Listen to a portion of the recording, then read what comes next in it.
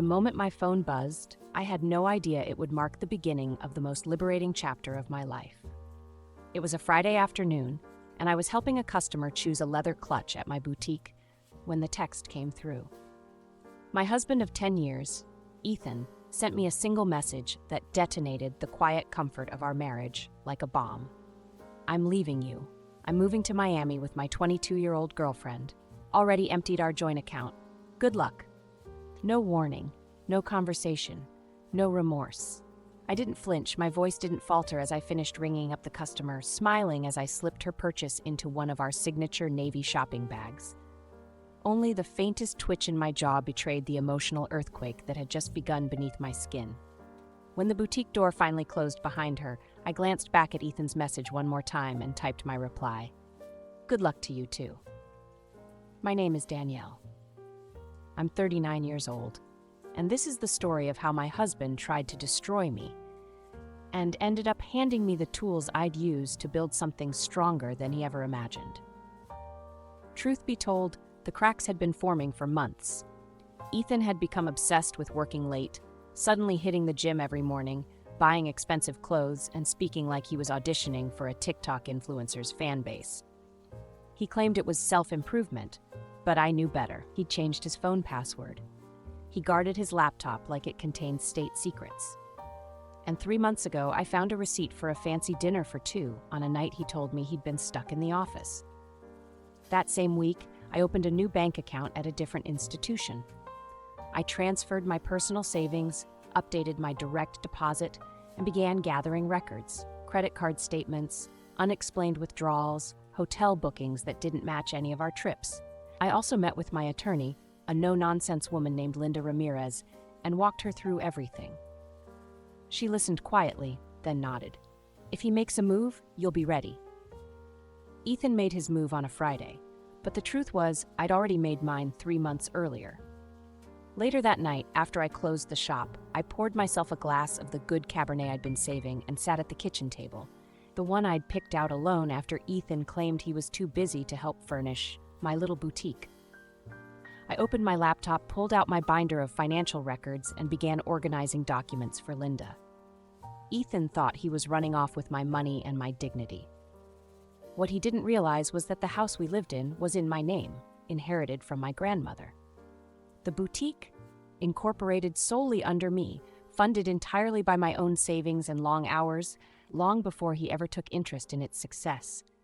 And the joint account he so gleefully emptied, I'd left just enough in there to keep up appearances and to give him the rope he needed to hang himself.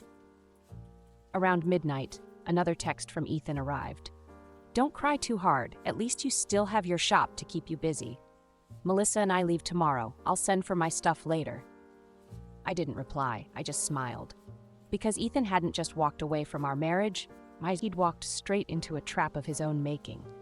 And by the time he realized it, I would already be halfway toward rebuilding a life where he no longer had a place. The next morning, Ethan's fantasy of a clean break began to unravel, and he hadn't even boarded the plane yet. By 7 a.m., my phone buzzed again. Ethan was in a full panic. "Why are our flight tickets canceled? Hotel says reservations invalid. What the hell did you do?" I ignored it, set my phone to do not disturb, and went to open the boutique. Saturday was always a busy day, and I had a new shipment of handbags to unbox. I wasn't going to let a man in a midlife crisis ruin my routine, especially not one dumb enough to brag about draining our account in writing. While he scrambled at the airport trying to impress a woman barely out of college, I was placing silk scarves in our front display window and organizing client appointments. The credit card company had been very helpful the night before. When I called to report fraudulent charges, 2 first-class tickets to Miami, a luxury hotel reservation, and new designer luggage, the representative listened patiently as I forwarded her the text messages Ethan had sent. "I'll make sure those charges are reversed and the card canceled immediately," she said, almost cheerfully. Ethan would learn fast. Pride is expensive, and stupidity is rarely refunded. By midday, his mother called. "Danielle," she began in her usual tight tone, "Ethan told us you're being difficult, that you've frozen his accounts and sabotaged his trip." I put her on speaker and continued steaming blouses. Did he also tell you he drained our joint savings to run off with a woman young enough to babysit his nephews? Silence. Or that he used our credit card to pay for a romantic getaway after announcing our divorce by textage? More silence. Then, in a smaller voice, she said, He said you'd overreact. I laughed, not bitterly, just amused. I didn't overreact. I prepared. And then I hung up. That afternoon, my lawyer, Linda, called. The judge has approved an emergency hearing for Monday. Given his admission in writing and the credit card fraud, we'll be filing to freeze all remaining marital assets immediately. I've already had the summons sent to his new motel address. Motel. The image almost made me laugh. Not the luxury hotel he'd promised Melissa. A motel, probably with stained carpets and a broken vending machine. That evening, my inbox lit up with screenshots forwarded by one of my former clients, who also happened to be Melissa's cousin. Apparently, the star-crossed lovers were holed up in a budget suite, and Melissa had started posting cryptic updates on social media about trust issues and realizing your worth. I poured another glass of wine and filed the screenshots with the rest of my documentation. Ethan had made the classic mistake of underestimating me. He assumed I'd be broken, passive, weak. He believed that just because I loved him once, I'd let him walk away with everything I built. What he didn't realize was that I'd been watching for months. Not just watching, documenting, preparing, planning. He left me with a text. I would leave him with consequences. The weekend passed in a flurry of boutique appointments, vendor calls, and friends dropping by with wine and gossip. Ethan, meanwhile, continued texting me, cycling through panic, arrogance, and half-hearted apologies. I made a mistake. We can work this out. Melissa's not who I thought she was. I never meant to hurt you, but we grew apart. Each message was screenshotted, time-stamped, and forwarded to Linda. By Sunday night, I'd packed a binder with evidence, had a fresh manicure, and picked out my sharpest blazer. I was ready for court. Ethan, on the other hand, was about to learn the difference between betrayal and breach of contract, and that when you treat your wife like a fool, she just might show up with facts, witnesses, and a damn good attorney. Monday morning, I walked into the courthouse like I was heading to a business meeting. Because in a way, I was. Except the business wasn't about handbags or inventory spreadsheets. It was about justice, preparation, and holding a man accountable for treating marriage like a revolving door. Ethan was already there, pacing in the hallway outside the courtroom in a blazer 2 sizes too small, paired with designer sneakers that screamed desperation. His new wardrobe didn't make him look younger. It made him look like exactly what he was, a 45-year-old man trying to outrun the consequences of his own decisions. Melissa wasn't by his side. From what I'd heard, she'd stayed back at the motel, probably realizing fast that being the upgrade came with no room service, no airline tickets, and no future. Inside the courtroom, Linda, my attorney, laid everything out like a carefully set trap, because it was. She presented the screenshots of Ethan's texts admitting to draining the joint account, the canceled travel plans, the fraudulent credit card charges, and most damning of all, his own bragging about it. The judge looked unimpressed. Ethan's lawyer, who looked like he'd been hired in a panic over the weekend, tried to argue that Ethan was just trying to make a clean break, that his client had been emotionally manipulated into leaving the marriage, that the emptying of the joint account had been a misunderstanding. Linda didn't even raise her voice. She simply passed the judge a neatly organized binder containing every receipt, text, and document showing premeditation. Every date lined up, every transaction matched. Ethan hadn't made a clean break. He'd made a paper trail, and I'd followed every step. Your Honor, she said calmly, my client has kept meticulous records of both her personal and business finances. She anticipated financial misconduct, and unfortunately, her instincts were correct. What we are dealing with is not a mistake. It's a calculated attempt to undermine her security and take advantage of her success. The judge turned to Ethan. Mr. Walker, do you deny authoring these messages? Ethan swallowed. I was angry. I didn't think. That much is clear, the judge cut in. Then came the part Ethan clearly wasn't ready for. Linda introduced evidence showing that the boutique, my boutique, was established long before our marriage and had always been kept legally separate from our shared finances. The LLC was in my name only. The tax returns showed no contributions from Ethan, no co-ownership, no stake. Yet he'd still tried to claim half. My client's business is not community property, Linda concluded. It was built independently and sustained without a single dollar from Mr. Walker. In fact, his only documented relationship to the business is in text messages, where he mocks it as a little shop and belittles her for working long hours. The judge leaned back in his chair. Given the documentation presented, I see no basis for Mr. Walker's claims to the business or to any portion of the separate assets. Furthermore, his actions regarding the joint account and shared credit card border on financial misconduct. Ethan's face turned red. In light of these facts, the judge continued, I'm freezing all remaining joint assets until final dissolution. Mr. Walker is ordered to return the withdrawn funds or provide proof of how they were spent. He opened his mouth to argue. The judge raised a hand. You emptied the account and attempted to fund a romantic trip with someone outside the marriage. That's not how divorces work. By the time the hearing ended, Ethan looked like a man who just learned his free ride had been canceled. Outside the courthouse, I didn't stop to speak to him. I simply walked past, heels clicking on the marble floor, phone in hand, ready to return to my thriving business, the one he never understood and certainly never appreciated. By the end of that week, it was as if the entire town had caught wind of Ethan's spectacular downfall. Customers flowed into the boutique, not just for our new line of spring scarves, but for the whispered updates they'd heard through the grapevine. Somehow, every woman in town knew about his text, the empty joint account, the frozen assets. And they weren't coming in with pity, they were coming with solidarity. You're an icon, one woman said while trying on a wide-brimmed sun hat. You handled that like a queen. I didn't feel like royalty. I felt like a woman who had spent years quietly paying attention, trusting her instincts, and refusing to be played for a fool. Ethan, meanwhile, was unraveling. After the judge froze our remaining assets and demanded he return what he'd spent, he had no backup plan. Melissa, who'd once called me bitter behind my back at the office holiday party, had apparently realized that her sugar daddy dreams didn't include a budget inn and gas station burritos. She left him 2 days after the hearing. According to a mutual friend, her parting gift was a lengthy voicemail accusing him of using her as a rebound and ruining her credit. He tried to contact me again, of course. First it was texts, you're being vindictive. Then voicemails. I made a mistake, Claire. We both did. Let's just be civil.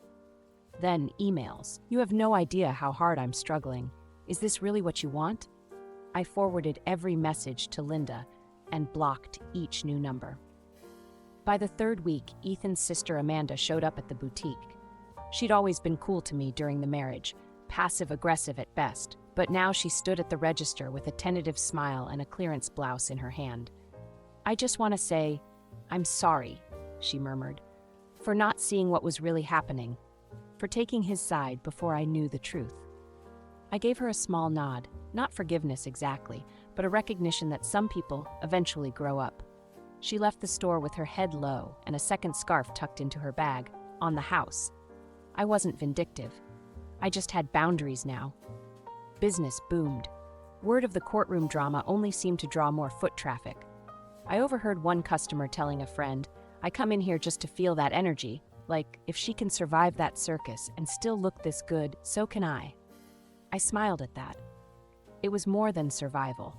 I was thriving, not because I wanted revenge, but because I'd finally made space in my life for peace and progress. Still, the irony wasn't lost on me when Linda called one afternoon while I was meeting with a supplier. Claire, you'll love this, she said with a chuckle.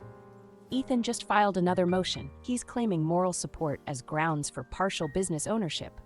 I laughed so hard I nearly spilled my coffee. Let me guess, I said. He thinks listening to me vent about inventory counts qualifies him as a silent partner? You're not far off, Linda replied. His lawyer attached screenshots of texts where he told you, you'll figure it out, babe, and one where he brought you coffee to the boutique. He says that counts as contributing to your success. The judge dismissed the motion within 48 hours. He'll be paying court fees again, Linda added. At this point, he's financially self-destructing in real time.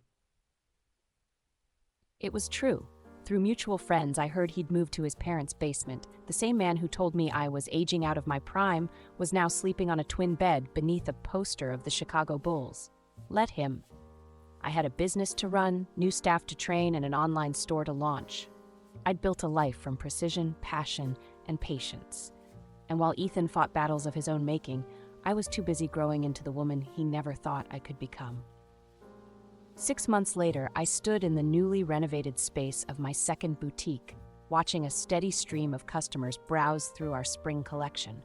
The boutique was brighter, more modern, and nearly twice the size of the original. I'd hired 5 new employees, launched a full e-commerce site, and secured a feature in a regional lifestyle magazine. They'd titled the article "From Betrayed to Boss," a headline I hadn't asked for, but one I couldn't deny was accurate.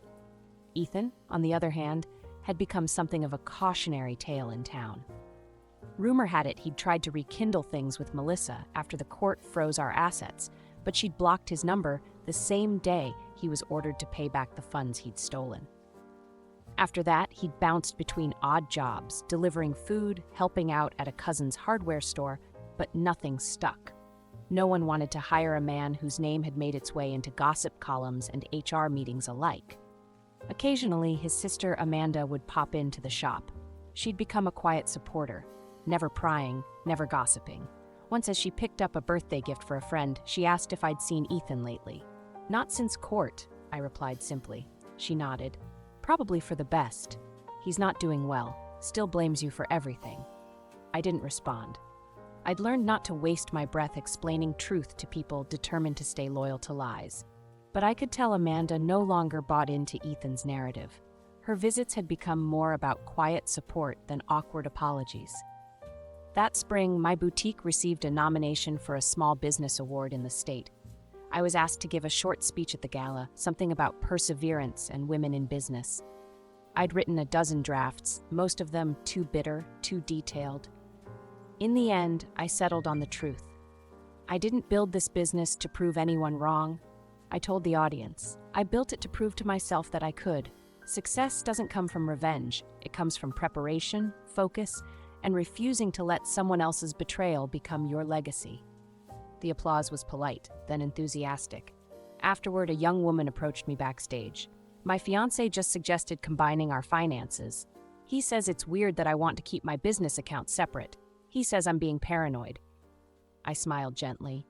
So did mine, until he ran off with a receptionist and tried to claim half of everything I'd built. Her eyes widened. "What did you do?" I prepared, and when the time came, I protected what was mine. She nodded slowly. "I needed to hear that. Thank you." I watched her walk away and realized that somewhere along the line, my story had stopped being about heartbreak. It had become a blueprint for strength, for resilience, for smart decisions. I wasn't just a woman scorned. I was a business owner, a mentor, and an example. One evening, while locking up the boutique, I passed by the framed screenshot on my office wall, Ethan's infamous text, "Have fun with your little shop. At least it'll keep you busy in your old age."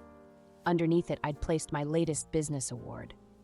That little shop now employed over 20 people, turned a monthly profit Ethan could never have imagined, and gave me the freedom to travel, invest, and grow in ways I'd only dreamed about before.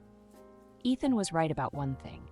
It did keep me busy, but not because I needed a distraction. It kept me busy because I had built something real, something lasting, something entirely mine. And no one, not a bitter ex-husband, not a poorly thought-out betrayal, not even the sting of that first gut-punching text, could take that away from me.